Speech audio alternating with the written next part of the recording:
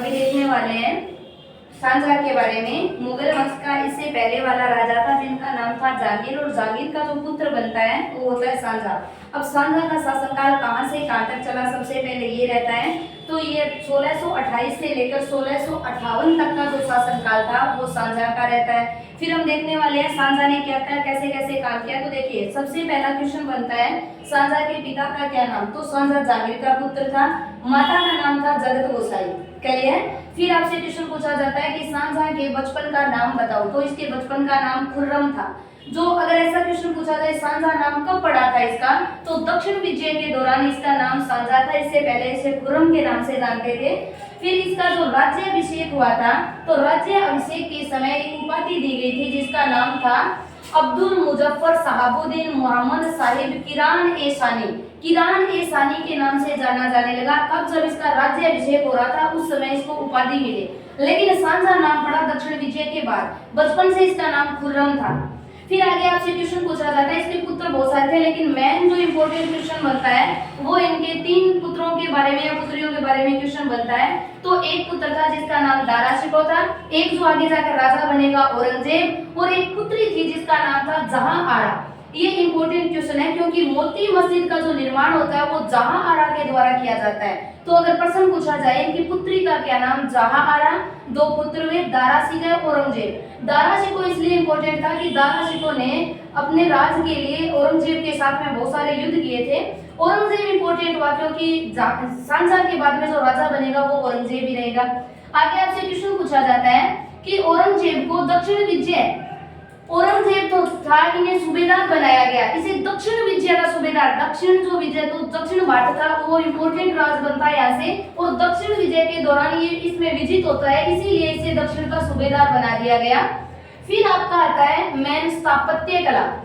इससे पहले वाला क्वेश्चन था कि बताइए चित्रकारी का स्वर्णकाल किसे बोला जाता है, तो वो स्वर्णकाल बोला जाता है हुमायूं को। हुमायूं चित्रकला में निपुण था इसलिए चित्रकारी का स्वर्णकाल। और जो सांझा था इसने बहुत ज्यादा स्थापत्य कला का निर्माण मेन इसका रहता है ताजमहल, इसीलिए इसके शासनकाल को स्थापत्य कला का स्वर्णकाल बोला जाता है। इंपॉर्टेंट है, आपसे क्वेश्चन पूछा जाए मुगलों में किसके शासनकाल को स्थापत्य कला का स्वर्णकाल, सांझा को। किसके शासनकाल को चित्रकला का स्वर्णकाल, तो आपको याद रखना है जहांगीर के शासनकाल को। फिर आपसे क्वेश्चन आता है मेन जो इसने निर्माण करवाया था स्थापत्य में, कौन कौन सा निर्माण करवाया, तो जामा मस्जिद बनवाई, लाल किला, उसके बाद आगरा के किले में मोती मस्जिद जो बनवाई थी वो अपनी बेटी, इसकी बेटी जहां आरा के द्वारा बनवाई गई थी। फिर आपसे दीवाने आम और दीवाने खास भी यहाँ पर सांझा के द्वारा बनाया गया।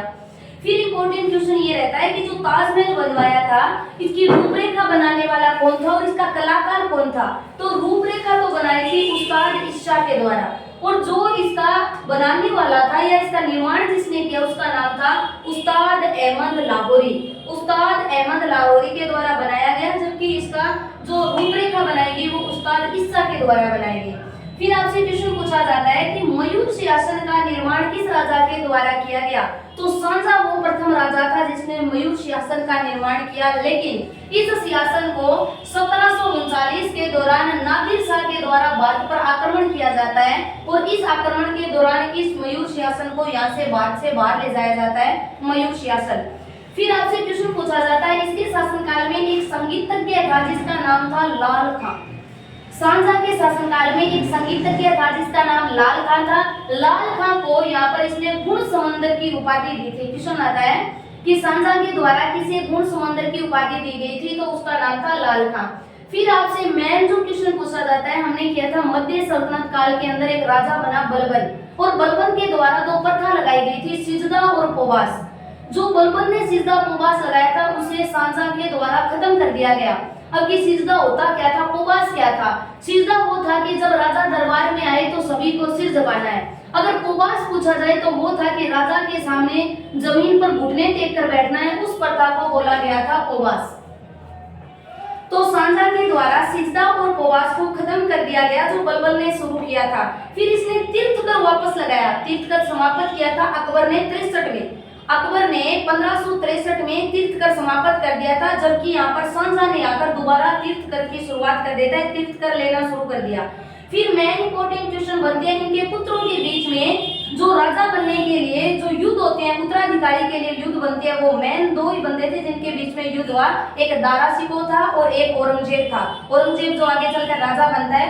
पहला युद्ध होता है 24 फरवरी 1658। दूसरा जो युद्ध होता है 29 मई 1658 और तीसरा युद्ध होता है 14 मार्च 1659 के अंदर। और जो 59 वाला युद्ध होता है इसमें दारा शिकोह को हत्या कर दी जाती है और औरंगजेब गद्दी पर बैठता है। तो देखिए इन युद्धों का नाम क्या था। पहला युद्ध हुआ दरमट का युद्ध। दरमट का युद्ध 24 फरवरी 1658 को दारा शिकोह औरंगजेब के बीच में दारा शिकोह पराजित हो जाता है। फिर दूसरा होता है सामूगढ़ का युद्ध। सामूगढ़ में फिर दारा शिकोह पराजित हो जाता है। और लास्ट में होता है देवराई का युद्ध। अगर आपसे पूछा जाए कि उत्तराधिकारी के अंदर अंतिम जो युद्ध हुआ वो कौन सा हुआ, तो वो बना देवराई का युद्ध।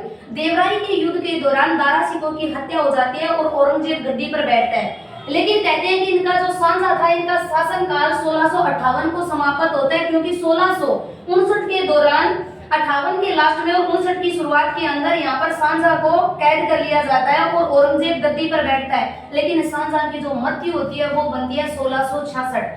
1666 तक इसे कैद करके रखता है औरंगजेब और 1666 में जैसे ही यहाँ पर सांझा की मृत्यु होती है तो ये मैन यहाँ पर दिल्ली का शासक बन जाता है। फिर आपका क्वेश्चन पूछा जाता है कि बताइए 1666 को सांझा की मृत्यु हुई, उस समय इसका मकबरा जो बना वो कहाँ पर बना, तो इसका मकबरा बना था आगरा में, क्योंकि इसका फेवरेट ताजमहल था और ताजमहल के सामने इसका मकबरा बनाया गया था। ये था सांझा के बारे में क्वेश्चन थे कि कैसे कैसे सांझा राजा बना, कैसे काम किया।